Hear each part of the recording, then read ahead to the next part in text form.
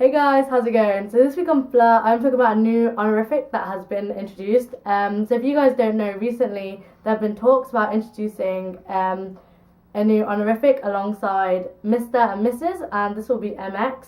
And this will be related more towards non-binary people who may not identify as a single gender. So as you guys can see, I have a friend here with me. Hi. So this is Sean, and Sean, you identify as non-binary.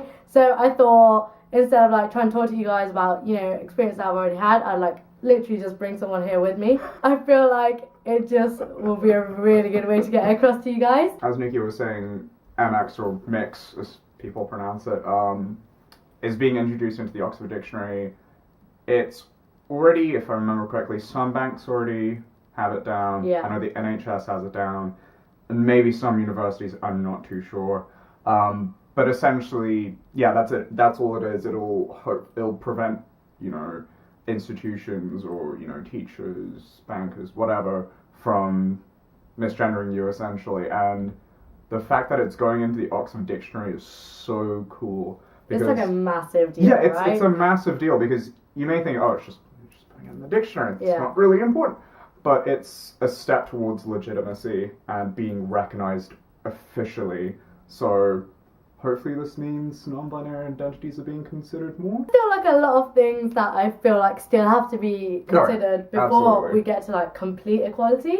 But I'm still thinking like for sure this is like a definite step forward. Like, Yeah, and it's like that's absolutely the thing. Like this is kind of making, now that it's in the Oxford Dictionary, I'm actually considering of kind of pursuing it a bit more and maybe getting it done for myself. Yeah. Because I'm still under my previous honorific everywhere because firstly I've only kind of been identifying since December of last year, but now that this is kind of getting into place, I'm thinking, oh, maybe it's a bit safer, maybe it's going to be easier for me to do so who knows, maybe. I think especially for students, I think coming into university this year has kind of taught me how important it is for like people who are students and identify as non-binary.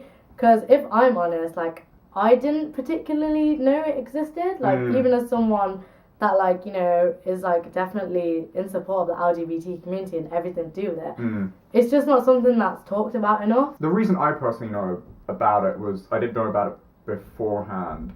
Through Tumblr and my partner, but that's again a very limited, like Tumblr is like a huge site, but not everyone uses it, not everyone is part of that part of Tumblr, but definitely like university kind of caused me to realize, hey, maybe I'm not what I was, and I'm actually non-binary. Yeah, and one thing I would say is that like stuff like this should be included in sex education. Oh, absolutely, like for sure. I was thinking about this when I first got the pitch, and I was like, why isn't this something that I know about? Like, I should have known about this since, like, when I was at a young age.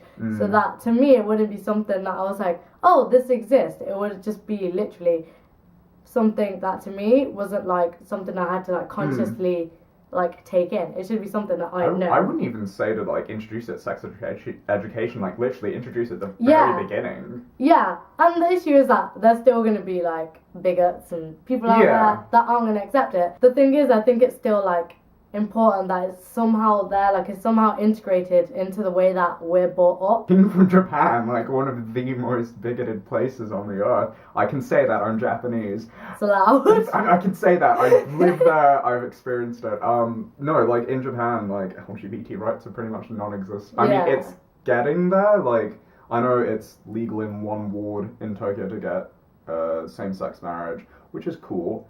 There are a couple celebrities who technically could be under the LGBT umbrella, some who definitely aren't, but kind of capitalize on doing that. There's this one wrestler called Hard Gay, and like he's this yeah, you can already kind of think okay.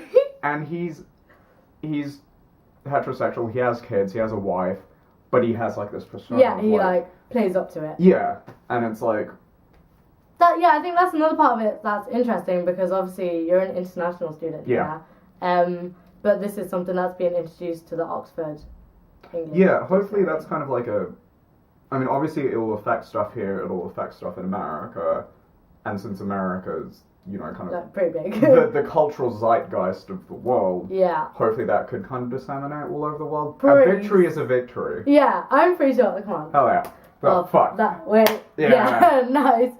So yeah, pretty much overall, I'm just gonna go ahead and say like this is like a pretty awesome thing. Yeah, it's a great thing because like I was telling you earlier that Annex is originally from what I read was kind of created in the 70s for women to use as kind of like an anonymous honorific so they wouldn't be judged. Like if somebody came in as Mrs., they'd be less judged. They have like a neutral one. Yeah, I think that is particularly important because like even like still in jobs nowadays, like you get judged whether like you identify as male or female, and then that might stop that sort of like discrimination, I guess. And also maybe for people that are just questioning, because sometimes you literally are just like in the middle and there's not much you can do about it, and to have something there that's like for you, like it just gives a lot of comfort, I think, in a way. It does for me. It's like, hey, the world knows I exist. I'm not this invisible person. Although being invisible is kind of useful because then I could just steal things from people who don't believe in me. You know.